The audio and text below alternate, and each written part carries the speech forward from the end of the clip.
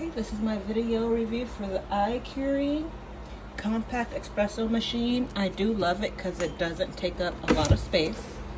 I'll show you all. That's in comparison to my Ninja IQ. It's very, very small. Let me grab a standard glass. You guys can kind of see how wide it is. Not very wide. Doesn't take a lot of counter space up at all, which is great because I don't have a lot of counter space. So first thing you want to do per the instructions is clean it out, preheated. Mine's already preheated because I am already enjoying a lovely cup of espresso.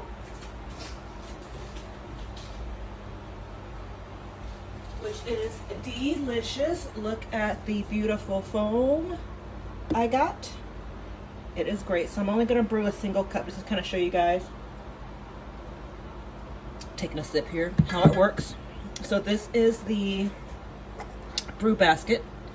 In order to, it comes with two different cup size. This one's for a double espresso, sorry. This one is for a single. I'm only gonna make a single because like I said, I'm already kind of hopped up on Bustelo.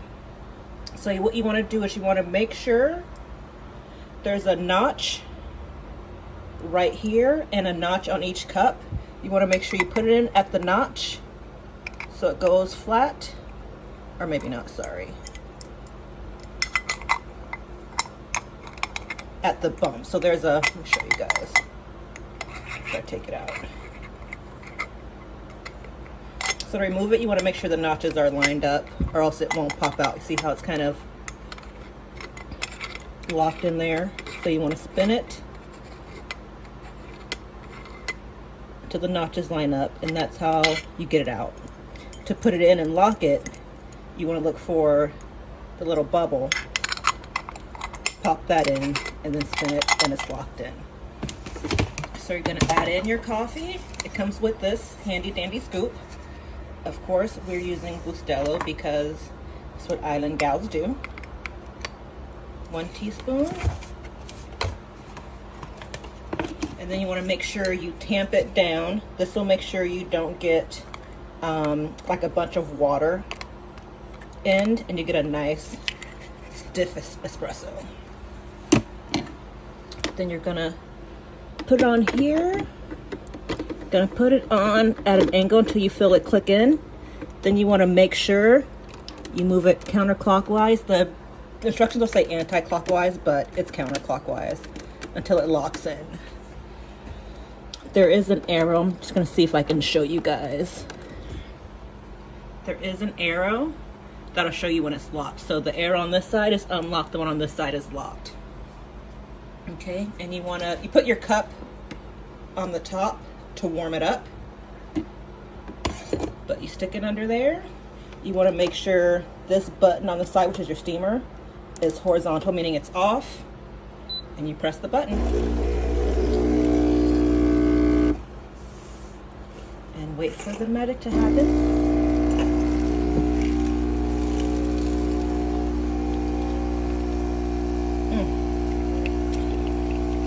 Look how pretty and thick and foamy it is already, guys.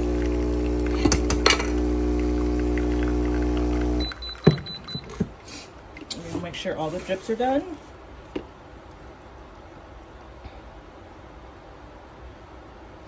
Okay, and there you go. And now to steam. It is a touch activated, so you want to make sure if you want to steam, you hit that. It's gonna flash letting you know the steam is trying to warm up.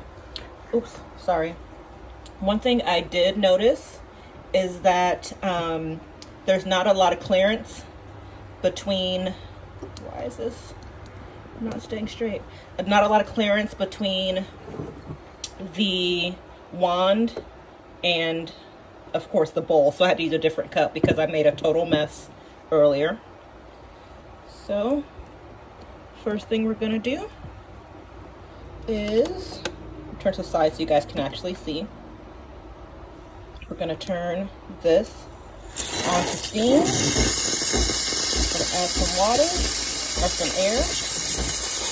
Actually, you want to wait till you have it in there so you don't make a mess like I did.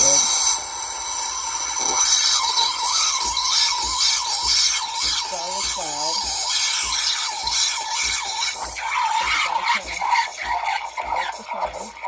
So you can see how much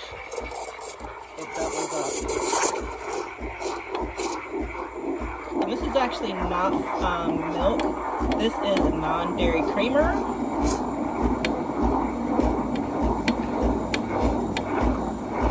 But you can see how much it's doubled from when I started to now. So just let this go until you've reached your desired foam level. And then you're gonna just turn it off.